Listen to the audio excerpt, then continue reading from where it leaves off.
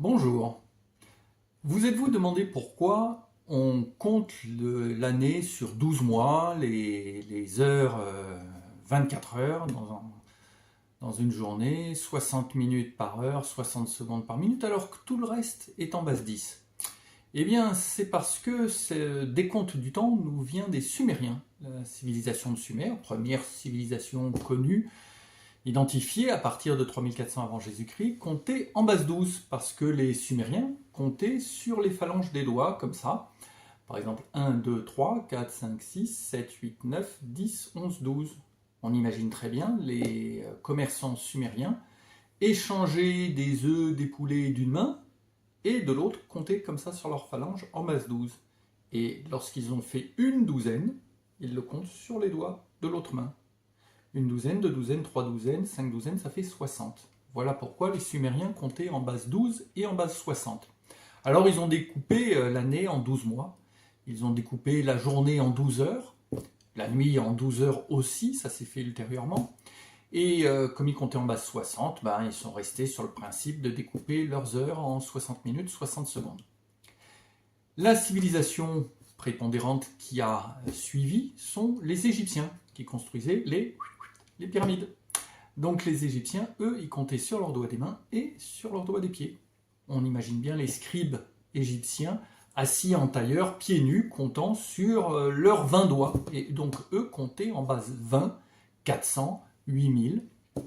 Mine de rien, ça ne leur a pas gêné de compter de la sorte par rapport à une base 10 qui nous semble plus naturelle, parce que c'est des Égyptiens que nous viennent tous les calculs d'astronomie et puis les bases quand même de la mathématique, de la géométrie, qui a été reprise après par la civilisation prépondérante qui a suivi, qui est la civilisation grecque.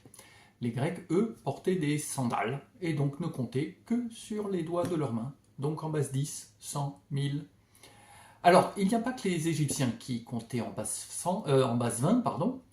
Il y avait aussi les Aztèques et les Inuits. Alors les Aztèques, je vais faire une parenthèse, il y a une explication à cela.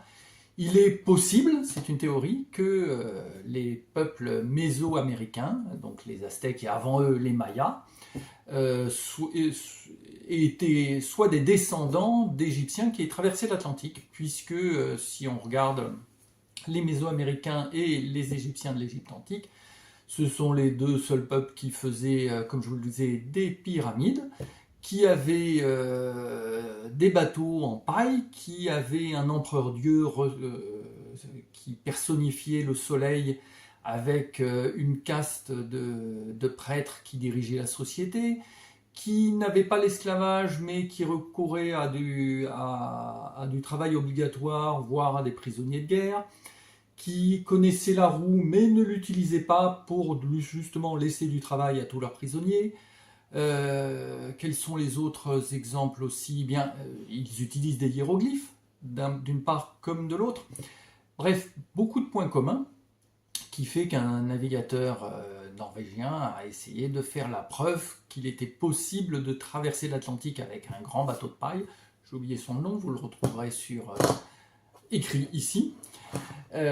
Qui dans les années 70 a fait différentes expériences comme ça, de traverser le Pacifique avec des grandes pirogues, les Ton-Tiki, et l'expérience rare de traverser l'Atlantique avec des grands bateaux de paille, et même si son bateau s'est désagrégé à 300 km de la Barbade, la démonstration a été faite. Oui, il est possible, puisqu'il a fait quand même les 3/4 du trajet, de traverser avec des grands bateaux de paille. Bon, reste qu'il y a quand même 1600 ans de différence qui sépare l'Égypte ancienne du début de la civilisation maya, mais quand même, il y a un certain nombre de points communs qui expliqueraient peut-être pourquoi les Aztèques, bien que portant des sandales, comptaient eux aussi en base 20, étaient eux aussi férus d'astrologie, d'astronomie déjà, et d'astrologie peut-être d'après leurs récits de prédiction, qu'eux aussi utilisaient des hiéroglyphes, etc. Mais revenons à nos moutons, à savoir la façon de compter. Je vous ai dit aussi que les Inuits comptaient en base 20. Alors eux, on ne sait pas pourquoi. Peut-être que dans leurs igloos, pour compter les poissons qu'ils avaient pêchés, ils ôtaient et leurs moufles et leurs chaussons. On ne sait pas. Une autre petite parenthèse, il y a les peuples mélanésiens, les Papous actuels et les aborigènes qui comptaient eux en base 2. C'est-à-dire pour eux, il y avait soit rien, soit un, soit plusieurs. Ce n'étaient pas des grands mathématiciens, hein, mais bon, ça ne leur a pas empêché, en ce qui concerne les mélanésiens, de conquérir tout le Pacifique, comme je vous le disais, à base de grandes pirogues en bois. Ça ne les a pas empêchés de développer toute une civilisation chez les aborigènes basée sur le rêve, etc. Mais en ce qui concerne les mathématiques, la base 2, ce n'était pas l'idéal. Encore que d'autres personnes comptent en base 2, enfin même moins, en 0 et 1, c'est tout ce qui est numérique, tout simplement. Nos intelligences artificielles sont fondées sur des numériques, donc des octets. Les octets, c'est une suite de 8 codes, d'où le nom de octet, 8 bits, BIT, qui représentent soit 0, soit 1. Donc il y a ou il n'y a pas. Répété 8 fois. Et on combine ça, et on obtient tout le monde numérique tel qu'on le connaît actuellement. Alors, pour en revenir au décompte du temps, il nous vient des Sumériens, donc la première civilisation identifiée avec des restes, et qui a commencé en 3400 avant Jésus-Christ, et qui nous a laissé nos 12 heures, nos 12 mois, nos 60 minutes, nous ont laissé autre chose. D'après vous, pourquoi on dit qu'un angle droit fait un angle droit comme ça? Pourquoi fait-il 90 degrés? Quelle est la figure géométrique la plus simple? Avec des angles, hein, je précise, sinon vous pensez tous au cercle, il n'y a pas d'angle. Sinon, la figure géométrique la plus simple, c'est le triangle équilatéral, dont les 3 angles font, ça a été inventé par les Sumériens, 60 degrés. Alors, si les angles d'un triangle équilatéral font 60 degrés, du coup, l'angle droit fait 90 degrés. Et du coup, un cercle fait 360 degrés. Vous remarquerez que tout ça sont des multiples de 9. 360 pour le cercle, 180 pour le demi-cercle, le quart de cercle à 90. Et plus on morcelle, on a toujours des multiples de 9. Et donc des chiffres qui, lorsqu'on additionne toutes leurs composantes, font 9. 360, 3 plus 6 plus 0 égale 9.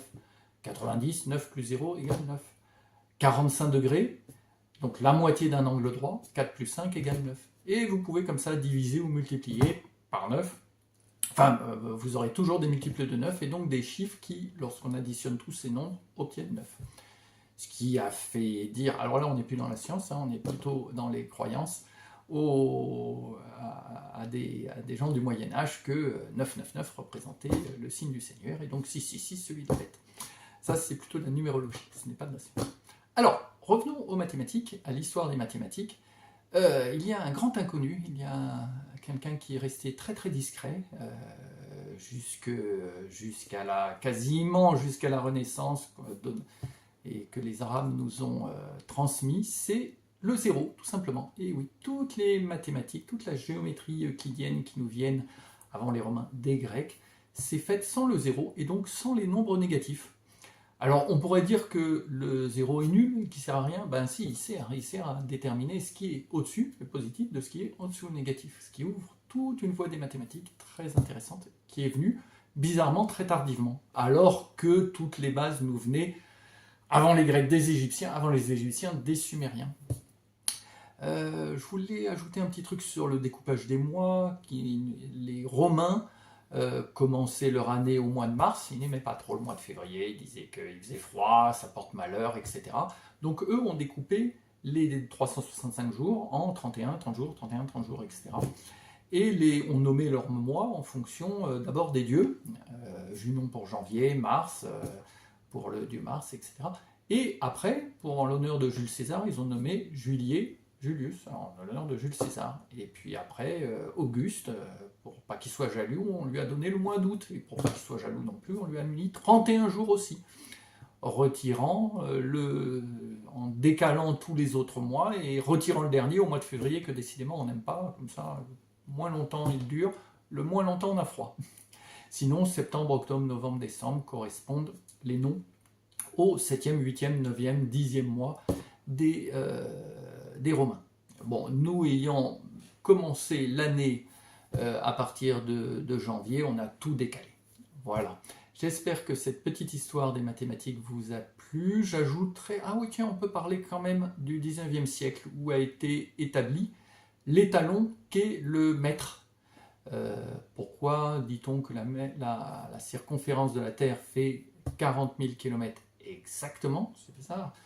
En fait, c'est plutôt le contraire, c'est-à-dire qu'on est parti de la circonférence de la Terre, divisé par 40 000, on obtient le kilomètre, donc divisé par 40 millions, on obtient une distance qui est un peu plus grande que le pas, qui est le mètre. L'étalon standard d'ailleurs est inséré en métal dans un mur du Collège de France à Paris pour dire ça c'est un mètre. Alors du fait qu'on a le mètre, naturellement, après on a 10 cm par 10 cm, un petit cube de 10 cm3, c'est le litre. Et puis un litre d'eau, on a décidé que ça faisait 1 kg, ça fait 1 kg pile, hein. Et de même pour la température, on a décidé que l'eau bout à 100 degrés et gèle à 0, c'est assez pratique, on divise par 100. Petit détail, celui qui a déterminé ça au départ était un Suédois qui l'avait inversé. Il avait dit bah, on va considérer que l'eau bout à 0 et gèle à 100. Il a fait une publication en ce sens. Tout le monde a trouvé que c'était très très pratique, sauf qu'ils ont inversé, ce qui était nettement plus instinctif de considérer que plus le nombre de degrés augmente, plus la température chauffe, alors que le Suédois d'origine l'avait vu à l'inverse. Voilà, c'est tout pour aujourd'hui, pour l'histoire des mathématiques, et dans un prochain épisode, je vous parlerai des petits jeux en mathématiques, des jeux de mathématiques amusantes. Ciao les grands!